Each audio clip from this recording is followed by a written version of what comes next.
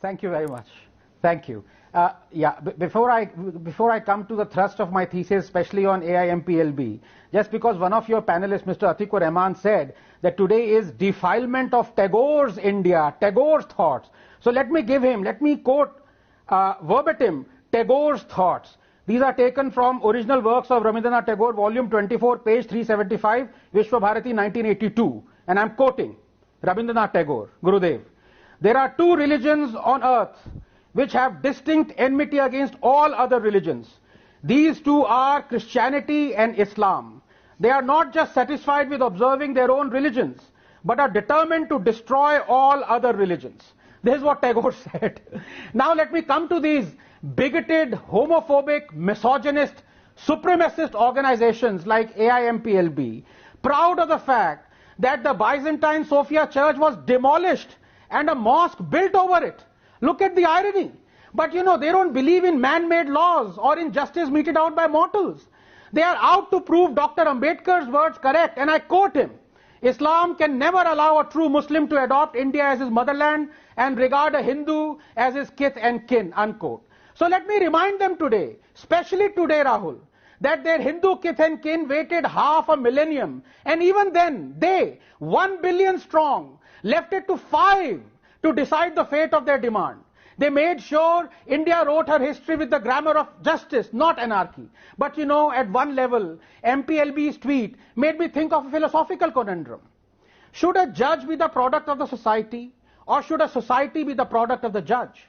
As I said, 5 judges took the call. The alternative was for 1 billion Hindus to take it, but that did not happen. Likewise, 5 judges abolished the cruel triple talaq. The society would never have allowed it. But a year later we find there's been an 82% reduction in triple talaqs. So the society has been reformed by the virtue of it being the product of the judge. Same with decriminalizing abortion, homosexuality, and so many taboos that plague our society, shackled by religious commandments. Please give me 30 seconds. I condemned the raising of Babri Masjid. It was against the law. An attempt to write India's history with the grammar of anarchy, not justice. But here's the thing. The MPLB and the left that want us to fight historical injustices, that are celebrating the statues being illegally brought down of tyrants like Rhodes, Churchill, Pizarro, Murray, Leopold. These same guys condemned the raising of Babri Masjid as well. Why? Because tyrants who murder Hindus or destroy their temples are not tyrants but heroes. They don't care about legality or illegality. They only care about hating Hindus. And so I ask them finally, Rahul, by their logic, won't they hail a judicial verdict upholding the legal sanctity of a Shiva temple built over the holiest of Islamic shrines despite scientific evidence that the latter was demolished? That's the $1 million. Stopping you. So Dr. Anand Ranganathan, the congratulations, are these really a case of sour grapes? They couldn't do it and now they don't know what to do? One, Pakistan can cry all it wants, but the fact is that Mirpur, Muzaffarabad, Gilgit and the entire area is an integral part of India. Two, know this as well, that it is legally ours. That it wasn't we who annexed it, but rather Pakistan with the help of mercenaries let loose by that scheming Jinnah. 3. Moreover, it is a fact that on February 22nd, 1994, the Indian Parliament unanimously adopted the resolution that Pakistan must vacate the areas of the Indian state of Jammu and Kashmir, which they have occupied through aggression. 4. Keeping this in mind, why should anyone object to Indians wanting to know the climate in a part of India? 5. Besides, we broadcast, and rightly so, the weather report of our wonderful state of Arunachal Pradesh and Tawang, even though China considers it as its territory. And so Pakistan should thank its stars that we aren't broadcasting the weather report of Lahore. But who knows, if it continues to be a terror state and meddle in our affairs, we just might. Well, Make your point. Respond. Yeah, Rahul, this kitty party journalist who has only ever studied how to peddle fake news and propaganda, rakes the blackboard of journalism every night with her manicured fingernails. I don't know about Tahir Hussain, but she is definitely a history sheeter. Let me just give you a few examples of her quote-unquote journalism. She wanted a referendum on Kashmir and said, and I quote, "I am not advocating Indian rule in Kashmir."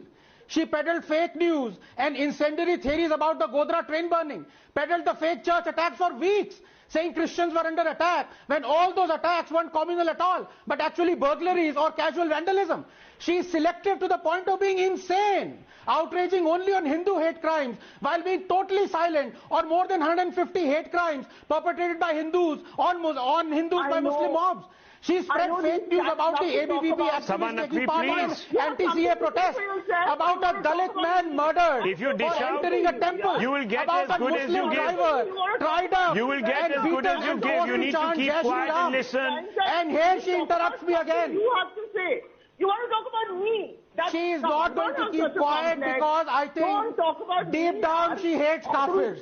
I don't know which book she reads every morning that makes her hate Kafirs so much. It's so sad. After being repeatedly faded out, Talk about the issue at this hand. Kitty Party journalist is not going to be quiet. You've got a job somewhere because of the government. Rahul, I don't know what to do. Talk about she that. fails to disclose that she was appointed by Aam Aadmi Party to a Delhi University college governing body. Well, she uses rape analogies freely, as she did for Bhansali. I can go on and on and on.